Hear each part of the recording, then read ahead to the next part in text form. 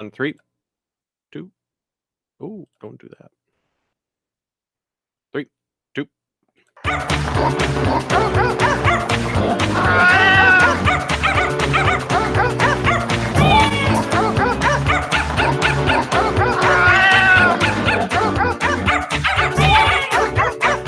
It's the Positively Petland Show, Sunday mornings at 9 o'clock on Iowa City's news and sports station, 800 KXIC and KXIC.com. Ron, let's see, we just wrapped up talking about microchipping, and that's always a good thing to do, but the most important piece that you brought up that people always forget about is putting it on the National Registry. Yeah, just rounding out that thought. Right, but in your story, while it ended up fine, it is a classic case where it would have helped even more, because I think some people will get a microchip and the local shelter will register it in their local database there, but nothing goes national. So if your dog or cat gets on the run and they go outside of your community, that's when not gets the runs, but goes on the run.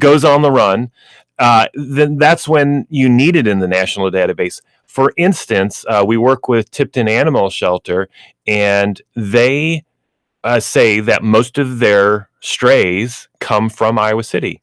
Who's calling Tipton Animal Shelter to look for their dog? Nobody. Oh, yeah. So if it's not on the national database, it's a lost dog then. So that's why it's so important to get it registered on the national database. And again, if you need help with that, Petland, Iowa City, we can help you, steer you in the right direction to get. I just wanted to round out that thought really quick. Good. So, what's the breed of the week? It is the American Bulldog. Jerry, I think you're a bigger dog kind of person.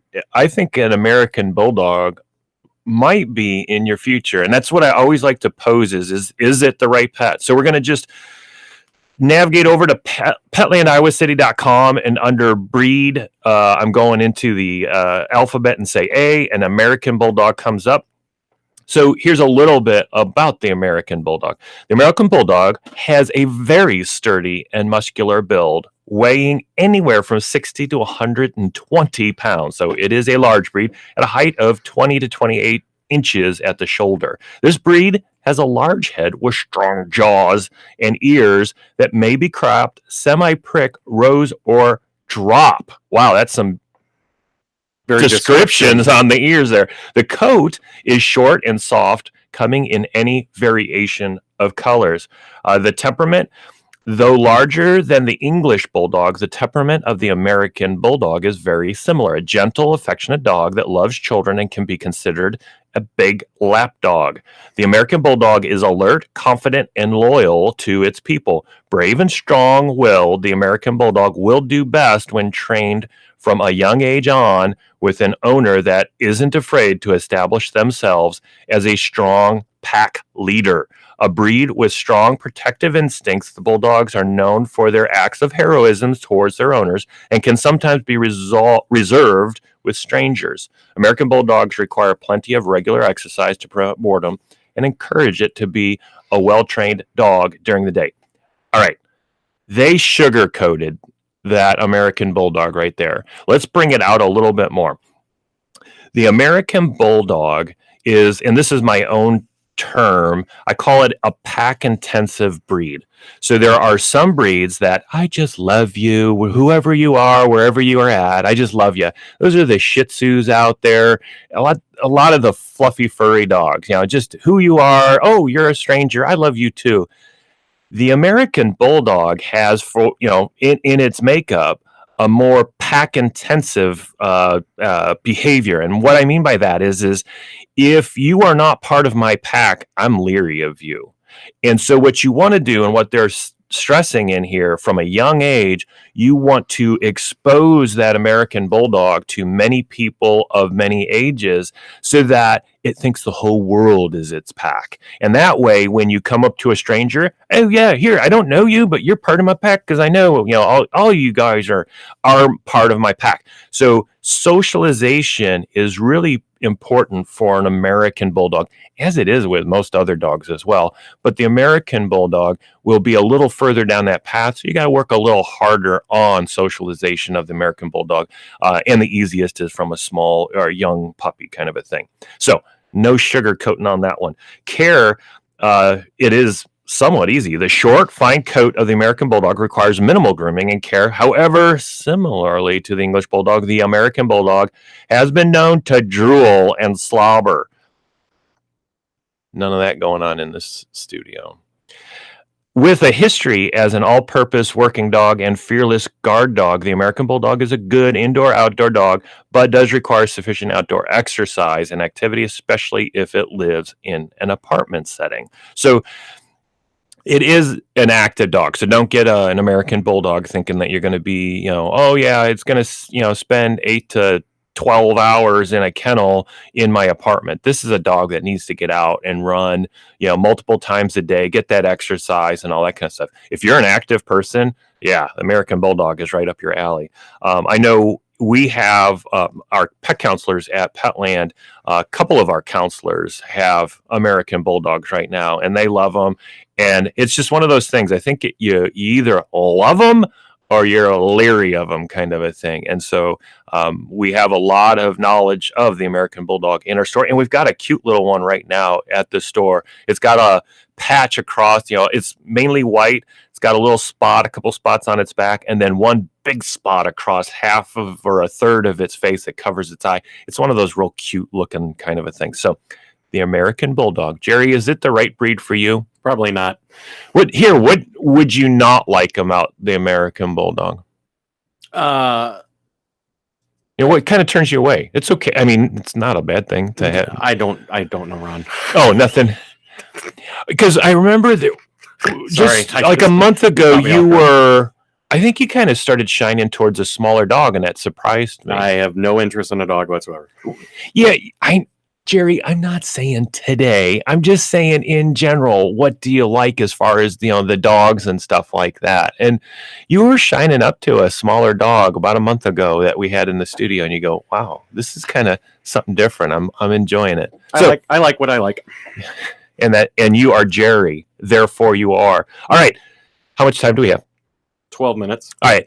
So let's talk about fish. So on the fish side of things, and where I come up with these ideas for the show is mainly when I'm out in the store. People come up and ask questions. And yesterday, a gentleman came up and said, I'm starting up a new aquarium. I put a fish in there. I thought I did all the right things. And within, I think he said 4 days, it passed away. And he goes, here's my water, test it. And he actually already had his water tested, and somebody said, it's fine. When you test water, realize it's always limited what you can test for. There's hundreds of things, if not thousands of things that can be going on in that water, and there's only tests for a certain amount of things. But it's fairly easy to, and those that are fish geeks out there, know what I'm going to get into. It's fairly easy to diagnose what's going on. So one, he said it was a newer tank, first fish in there. So we know biology is going to play a part on this one in that there wasn't much bacteria going on. And so we'll talk about how do you handle that. I also asked him, hey, where'd you get your water from? Where do you live? Oh, I live in Iowa City. Oh, he actually lived in North Liberty. I live in North Liberty, but I live in the city proper. So he gets city water, which means there is chlorine in that water. The chlorine is meant to kill off bacteria so that it's healthy for us. We don't, as we said earlier in the broadcast, so don't get the runs. So that's why the chlorine is in there. But when you use it for a fish tank, it actually kills the fish because they're too small to deal with that much toxicity, kind of a thing.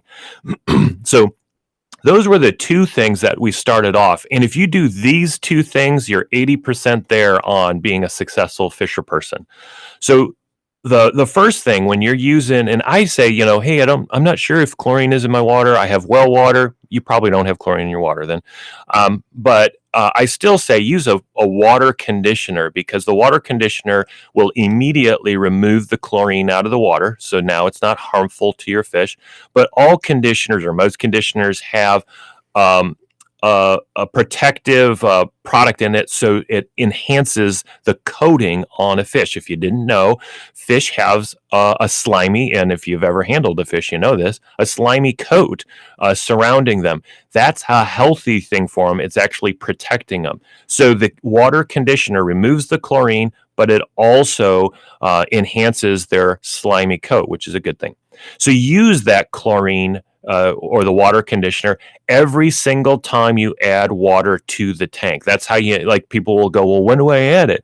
Before you add that water to the tank, you need to treat it with a water conditioner. That removes the chlorine and enhances their slime coat. But you got to treat the water before it goes in your tank, because as soon as you put it in the tank, the fish is now already getting attacked by it and everything. So that's important. So if you're putting water in once a week, well, you're going to use it once a week. If you're putting water in once a month, you're doing it once a month. That's when you do it, and it has to be put in there prior to you putting the water in the tank. That's critical. I violated that law once and had horrifying results. So treat the water before you put it in. Now, I also talked about the biological side of things. So in a tank, they'll call it new fish disease or something. Somebody came up with that phrase or whatever. Another thing that happens is what's called a nitrogen cycle, bacteria. Let's keep it simple. What happens is, the fish get into your tank. They're fine. Hey, they live for a few days, but then like somewhere between a few days and 14 days, they keep on passing away. That usually means you have a biology kind of issue going on in your tank. Not enough bacteria. What's happening is you put the fish into your tank, they poop and pee, and I'm sure half of you have never even thought of that, but they do. They gotta. And the urine then turns into ammonia through a biology kind of a thing, and now you get toxicity from ammonia in your tank to a level that actually kills the fish. And that's why it takes a little while, because the bacteria are starting to build up, but they can't keep quite in line with the amount of urea that's being produced. It gets toxic in there, and as a result, the fish die. If the bacteria were at a right level, it'd be a natural cycle that would occur where the ammonia splits up the NH3. You got nitrogen just hanging out, and you got hydrogen going and doing all sorts of different things. So it breaks up that urea or the ammonia kind of products that are in there that's toxic. So bacteria are good. What you need to do is use a product. I use Cycle. It's by Aquarium. I use their water conditioner, and then I also use their product called Cycle. In the product called Cycle, it has bacteria. It's a bottle full of beneficial bacteria for breaking up the ammonia and all that. When do you put that in? Every week. You don't even worry about whether you're adding water or not. You just put that product in there, because every time you change your tank, your bacteria, ecological things going on in your tank get messed up. So if you put water in, you've messed it up. If you take water out, you've messed it up. If you add a fish, you've messed it up. If you take away a fish, you've messed it up. And it has to go through that cycle again to reestablish equilibrium in your tank. And so that change is what the fish have a problem with. If you put Cycle or bacteria into your tank every week, you're putting insurance into your tank every week to make sure that it's up to level where it needs to take care of all the ammonia, and they don't get killed because of the ammonia levels. So I just talked about water conditioner and Cycle, and I use the product by Aquarium. You do those two things, and you're 80% of the way there. I'm going to give you two more tips. How much more time do we have? Like 6 minutes. Oh, we've got some time. I love this. All right. The next two things, and this is what the gentleman with me, I said, okay, I'm going to give you two more, and this is going to take you to 95% successful in taking care of your fish. The second thing that we did is, okay, we talked about ammonia, and we talked about how bacteria can help. You can intervene on this one. You know how you have that filter on the side of your tank, and it's got, a little spongy thing in it, but then it's got this rock kind of black stuff. That's called carbon. That's used to take out odors and kind of clean up the tank a little bit. I'm going to tell you, don't only put carbon in there, but put what's called an ammonia chip in there. An ammonia chip absorbs the ammonia. So I'm double downing on the insurance for getting ammonia out of my tank. I got that bacteria Cycle stuff going on in there eating it up. But just in case a spike comes along, I want a secondary insurance because I want to protect my fish. So I put ammonia chips in my filter. So when you replace the cartridge or your carbon, your black carbon, I want you to not just get the carbon. I want to get you to get the carbon with ammo chip combo, or get them separate. It doesn't matter. Just make sure both of them are in your filter. That way, if there is an upset in your tank, those ammonia chips start pulling that ammonia right out right away so that you don't get a spike in there. And the fish don't even get stressed as a result. So that's a good thing. So carbon and ammonia chips is my third tip that you want to make sure that you get in there to prevent those ammonia spikes. So now my fourth tip is going to take a turn a little bit and hit something else. So diseases start propping up into our tanks.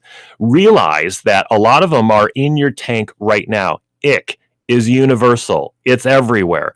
Ick is something that people go, oh, I got ick because I added a fish and it had ick. You already had ick in your tank. What happened was it might have introduced it more or whatever. There might have been abundance at that point.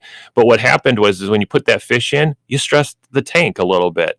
Your ammonia might have gotten a little higher, so the other fish went, I'm not feeling quite good right now.